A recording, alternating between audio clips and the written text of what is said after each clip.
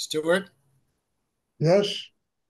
um, when life feels like it's accelerating, is that due to energy coming into this physical realm, or is everything a reflection on what's going on inside you? Uh, Either or. Maybe it's something else. uh,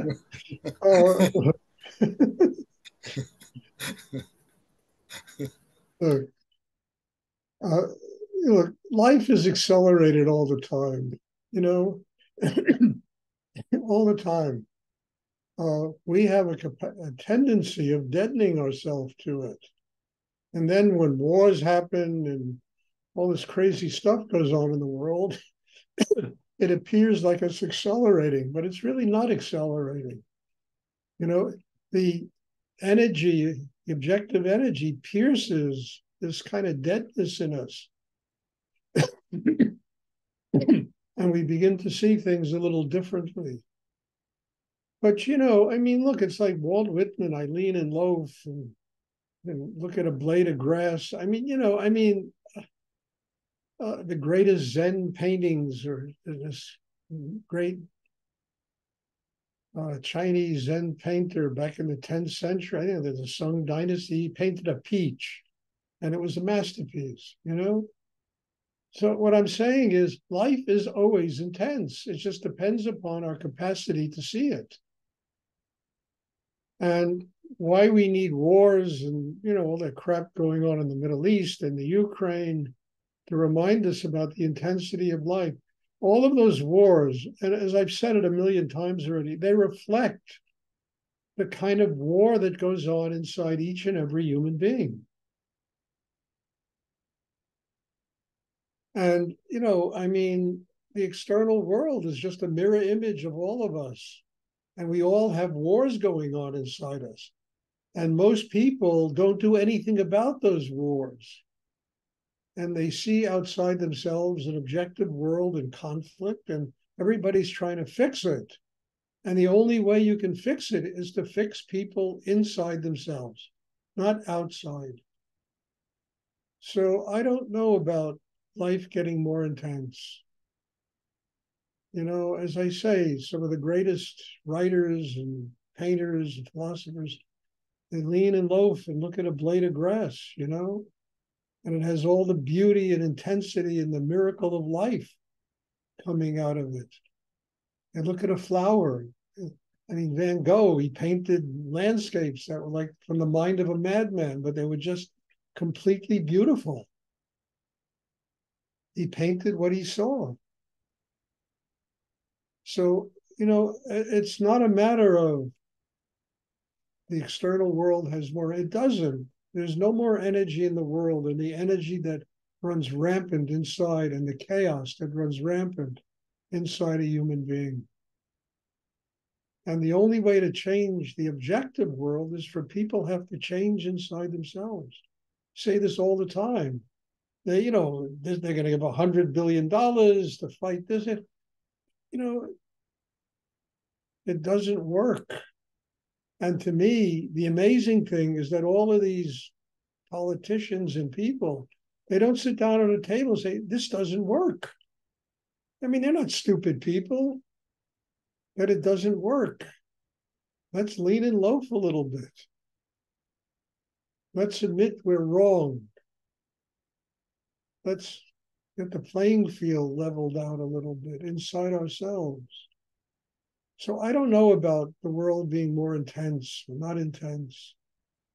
I do know that that what's going on today is a reflection of, I hate to say this, but the insanity that exists inside just about every person. It's manifesting in the world. And people don't do deep inner work. They don't transform that. They try to fix what's out there, and they never do. Well, they'll fix one little problem, and then 10 minutes later, there's another part of the world that's going crazy.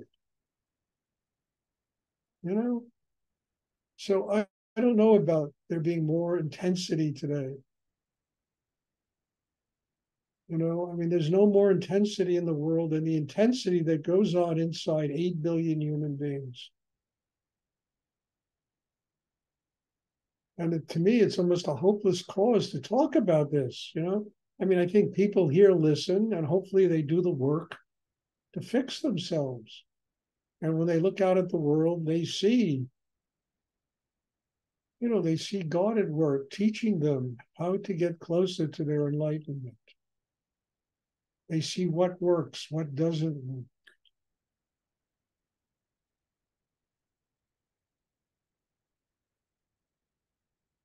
I mean, the intensity in all of us is very powerful. And yet, those who manage to, I won't say corral it, but to quiet the chaos, they, they just, their energy produces something beautiful in the world. It doesn't get any headlines, doesn't make CNN, but there is a segment of the world that it transforms and it really produces something beautiful, especially when people hear it and are willing to apply it to themselves.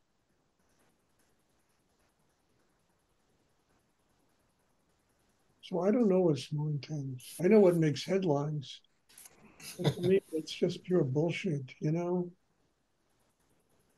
know, it's just people's egos struggling for money, for power, control, who rules. It's been going on since the beginning of time. And it's all, I mean, that poet Shelley wrote that incredible poem about Ozymandias.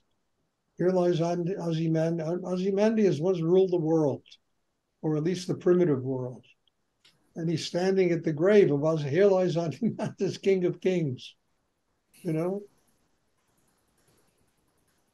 completely at peace. Rest in peace. He's at peace. Ruling what? You know, his universe was taken away from him. So what I'm saying is that I don't know what the intensity is. Is the intensity in wars and headlines and newspapers and talking heads making you crazy with all the problems in the world? Or is it in an open heart, love, kindness, compassion, which never makes headlines, but is such a significant element in creating real intensity, which is, enabling people to attain a state of spiritual enlightenment.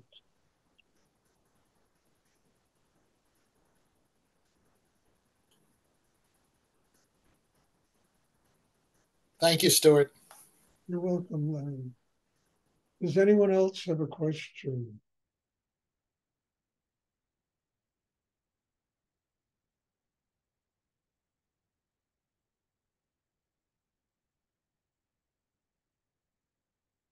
I mean, I look at the news, I look at this stuff, but I don't get as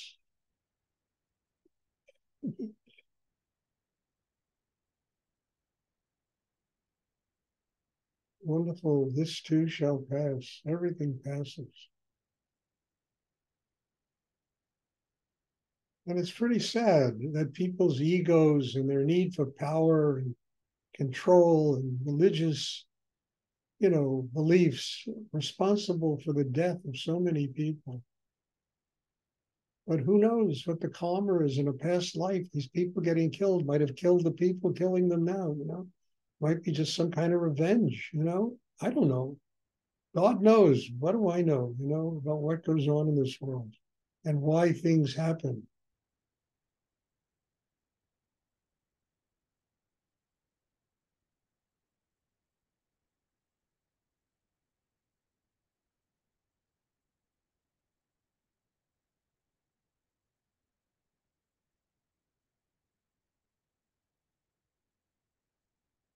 I wrote in one of my online essays that I've been sending out here. The only person that wins a war are the people that survive it. The only people that win a war, the people that survive.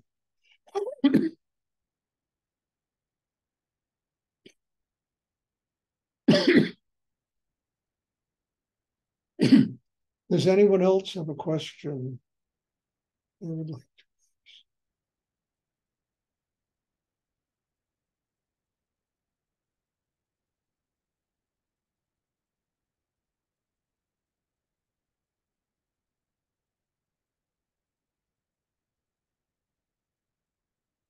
want to win the war, just open your heart.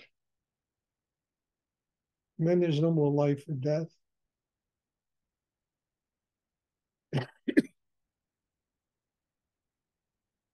Love.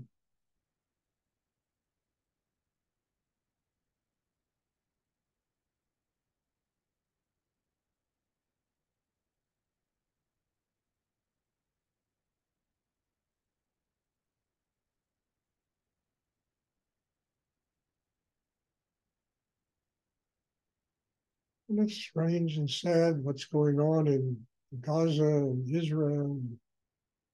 So much hatred and anger, fostered by religion. Most of it is these right wing religious people, whether they're Hindu, not Hindus, they're Muslims or they're Jewish people. It's the rage. They think they're doing God's work by slaughtering other people. They're not. All they do is allow this dark energy that exists in the universe to manifest through them, and they create madness in the world. You can call it the devil, call it whatever you want, but there is a dark energy. And people like these people that are going in Israel and in Gaza, that Hamas group, and they're channels for that dark energy. That's all it is. It creates madness in the world. And the only way to combat that dark energy, is really to become an enlightened being, to where you're free of all of this. Because that dark energy is never going to go away. But we can grow and develop an inner life that is strong enough to connect with love, with spirit, that frees us from karma and frees us from living in this kind of society and world.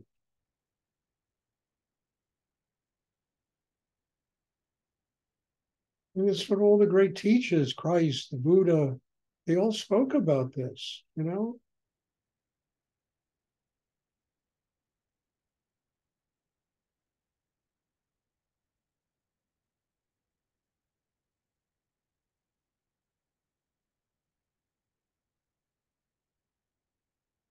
Does anyone else have a question? I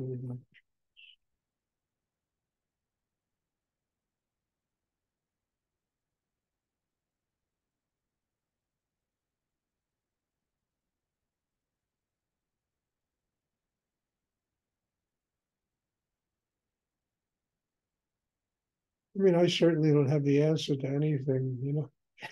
I just live my life every day, opening and trying to draw spiritual energy into my chakra system, trying to nurture people that come into my life. It's very simple. Do I have answers? Not really. I don't know the answers to why all this nonsense goes on in the world. But I do know if you build an inner life and you get closer to God and open and develop a chakra system, you get free of those things. And then you become a child of God living here, trying to help people grow spiritually instead of taking their lives away because they believe something different than one believes.